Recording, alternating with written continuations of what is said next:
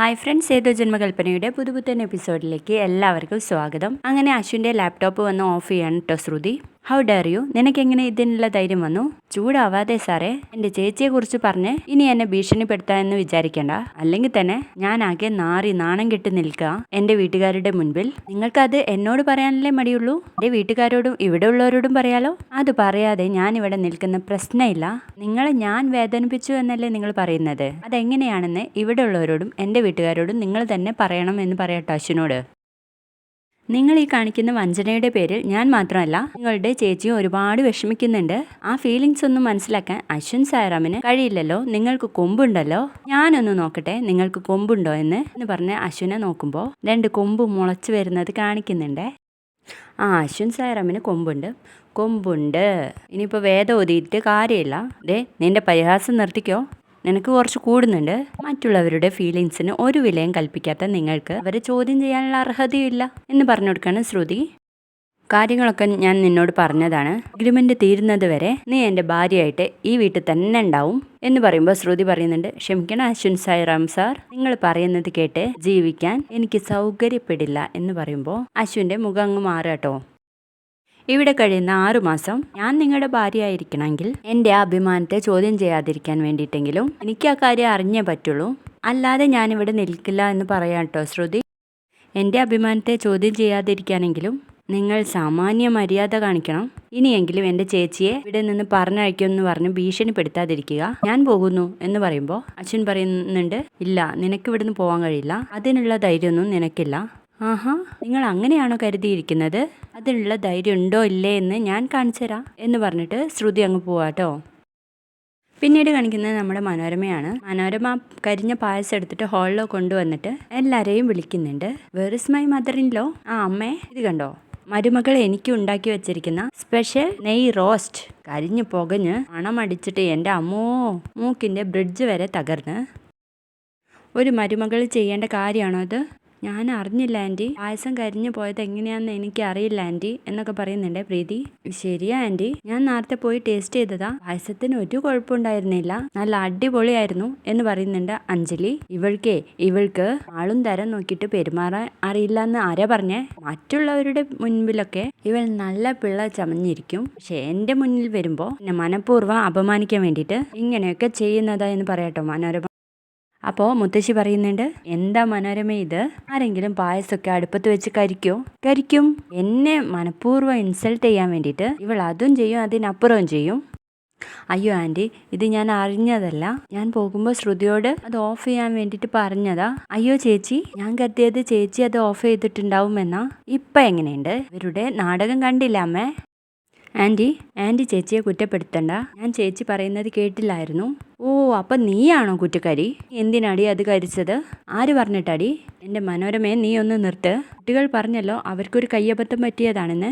ഇതിനൊക്കെ ഇങ്ങനെ തുടങ്ങിയാലോ എന്നിങ്ങനെ മുത്തശ്ശി ചോദിക്കുന്ന നേരത്തെ ആകാശ് പറയുന്നുണ്ട്, എന്തിനാ അമ്മേ തൊട്ടതിനും പിടിച്ചതിനൊക്കെ പ്രീതിയെ ഇങ്ങനെ വഴക്ക് പറയുന്നത്? അമ്മ രാവിലെ തന്നെ തുടങ്ങിയല്ലോ പ്രീതി ഓരോന്ന് ചെയ്യുമ്പോഴും അതിന് കുറ്റം കണ്ടുപിടിക്കാൻ.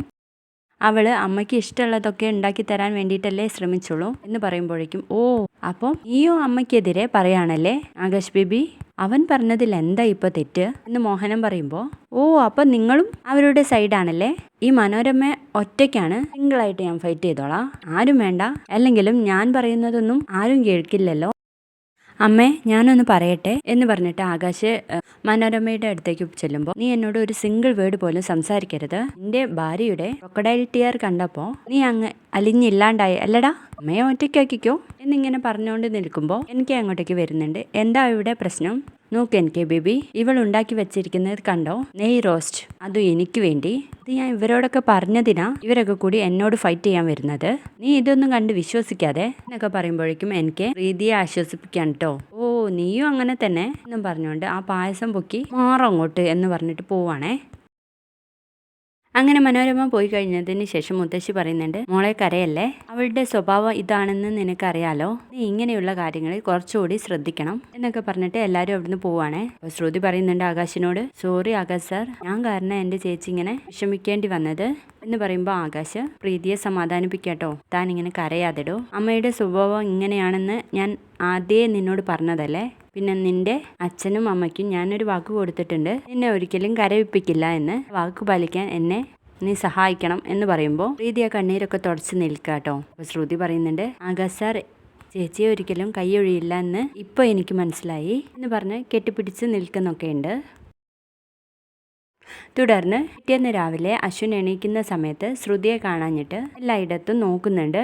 ബാത്റൂമിലൊക്കെ പോയിട്ട് ശ്രുതി എന്ന് തട്ടി വിളിച്ചിട്ടും ഇത് തുറക്കുമ്പോൾ ആരും കാണുന്നില്ല കേട്ടോ. എന്നിട്ട് ബാൽക്കണിയിലൊക്കെ പോയി നോക്കുന്നുണ്ട്. അങ്ങനെ അശ്വിന് അവൾ പോയെന്നും മനസ്സിലാവുകയാണ്. അതേസമയം ശ്രുതി മുത്തശ്ശിയുടെയും അഞ്ജലിയുടെയും മുന്നിൽ കൂടെ അങ്ങോട്ട് പോവാണ് കേട്ടോ. ശ്രുതി നീ എങ്ങോട്ടാ എന്ന് ചോദിക്കുമ്പോൾ ശ്രുതി ഒന്നും മിണ്ടാതെ പോവാണ് കേട്ടോ. ശ്രുതി നിന്നോടാ ചോദിച്ചത്, ഇത്ര രാവിലെ നീ എങ്ങോട്ടാ? അത് പിന്നെ മാഡം എനിക്ക് എന്റെ വീട്ടിലേക്കൊന്ന് പോകാനായിരുന്നു. ഇത്ര രാവിലെയോ? എന്താ കാര്യം ശ്രുതി, നീ ഒന്ന് തെളിച്ചു പറ. അത് പിന്നെ എന്റെ വീട്ടിൽ പോയി തുറന്ന് സംസാരിക്കണം എന്ന് അദ്ദേഹം പറഞ്ഞു എന്ന് പറയണേ. അദ്ദേഹോ? കുഞ്ഞനാണോ? അതെ, തുറന്ന് സംസാരിച്ച എന്തെങ്കിലും ഗുണം ഉണ്ടായാലോ എന്നാണ് പറഞ്ഞത്. അതിനാണ് ഞാൻ ഇപ്പോൾ തന്നെ പോകുന്നത്. ഗുണം ഉണ്ടാവുമെങ്കിൽ അത് നല്ലതാണ്, പക്ഷെ അതിന് നീ എന്തിനാ ഒറ്റയ്ക്ക് പോകുന്നത്? കുഞ്ഞനോട് ഞാൻ സംസാരിച്ചോളാം എന്ന് പറയട്ടെ മുത്തശ്ശി. അത് വേണ്ട മുത്തശ്ശി, ഞാൻ തനിച്ച് പോകുന്നതായിരിക്കും നന്നാവുക. ഞാൻ പോയി കഴിഞ്ഞതിന് ശേഷം നിങ്ങൾ അശ്വിൻ സാറിനോട് ചോദിച്ചോളൂ. നിന്നെ എങ്ങനെയാ തനിച്ചയക്കുന്നത് എന്ന് ചോദിച്ചു നിൽക്കുമ്പോൾ ശ്യാം അങ്ങോട്ടേക്ക് വരികയാണേ. ശ്രുതിയെ തനിച്ച് വിടണ്ട, ഞാനും ആ വഴി തന്നെയാണല്ലോ പോകുന്നത്, ഞാൻ അവളെ വീട്ടിൽ വിട്ടോളാം എന്ന് പറയുമ്പോൾ അഞ്ജലി പറയുന്നുണ്ട്, ആ ശ്രുതി അതായിരിക്കും നന്നാവുക. അത് വേണ്ട മുത്തശ്ശി, ഞാൻ കാരണം മറ്റുള്ളവരെന്തിനാ ബുദ്ധിമുട്ട് അനുഭവിക്കുന്നത്? എന്ത് ബുദ്ധിമുട്ട് ശ്രുതി? അതൊന്നും ഒരു ബുദ്ധിമുട്ടല്ല എന്ന് പറഞ്ഞു കൊടുക്കുമ്പോൾ ശ്യാമിന്റെ കൂടെ തന്നെ പോവാൻ നിർബന്ധിതയാവുകയാണ് കേട്ടോ നമ്മുടെ ശ്രുതി. അങ്ങനെ ശ്യാമിന്റെ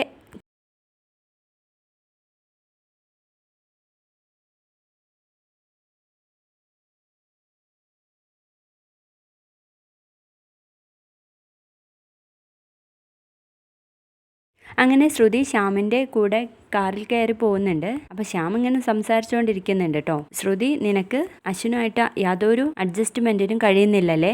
എനിക്ക് മനസ്സിലായി. നീ അശ്വിനെ പേടിക്കേണ്ട കാര്യമൊന്നുമില്ല. ഒരു പ്രത്യേക സ്വഭാവക്കാരനായാൽ നീ അവനെ പേടിച്ച് ജീവിക്കേണ്ട ആളെയല്ല. അങ്ങനെ ജീവിക്കാൻ നിന്നെ ഞാൻ വിടുമോ എന്നൊക്കെ ചോദിക്കുന്ന സമയത്ത് ശ്രുതിക്ക് അങ്ങ് ദേഷ്യം പിടിക്കുക കേട്ടോ. ഒന്ന് വണ്ടി നിർത്തിയേ. എന്താ ശ്രുതി? നിങ്ങളോട് വണ്ടി നിർത്താനാ പറഞ്ഞത് എന്ന് പറയുമ്പോൾ വണ്ടി നിർത്തുന്നുണ്ട്. എൻ്റെ കാര്യങ്ങൾ ഇങ്ങനെ വേണം എന്നല്ല ഞാനാ തീരുമാനിക്കുന്നത്. നിങ്ങൾ എനിക്ക് പറഞ്ഞു തരണ്ട